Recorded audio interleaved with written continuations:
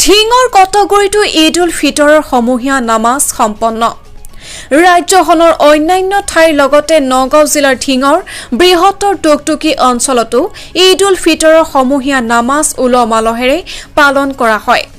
জানিব পৰা মতে বৃহত্তৰ টুকটুকিৰ কটগুৰি আঞ্চলিক ঈদগাহ ময়দানত আজি পুৱা 9 বজাত ঈদ উল ফিতৰৰ সমূহীয়া নামাজ অনুষ্ঠিত হয়। অসমৰ বিশিষ্ট কাৰী আব্দুল কাদিৰৰ ইমামতিত্বত 2 ৰাকাত ৱাজিব নামাজ 6 তকবীৰ হৈতে আদায় কৰা হয়। আজি এই সমূহীয়া নামাজত অঞ্চলটোৰ প্ৰায় 12 সহস্ৰাধিক ৰাইজ উপস্থিত আছিল। হয়, আমাৰ পৰম্পৰাগতভাৱে যেহেতু আমাৰ কটগুৰি টুকটুকি আঞ্চলিক ঈদগাহ ময়দান আমাৰ বছৰত 2টা ঈদ হয়, এটা হ'ল ঈদ উল আজহা আৰু ঈদ উল ফিতৰ। আজি আমাৰ ঈদ উল ফিতৰৰ নামাজ আমাৰ এই অঞ্চলৰ প্ৰায় 10-12 হাজাৰ মানুহে একেলগে আমি সমবেত হৈ নামাজ পঢ়িলোঁ।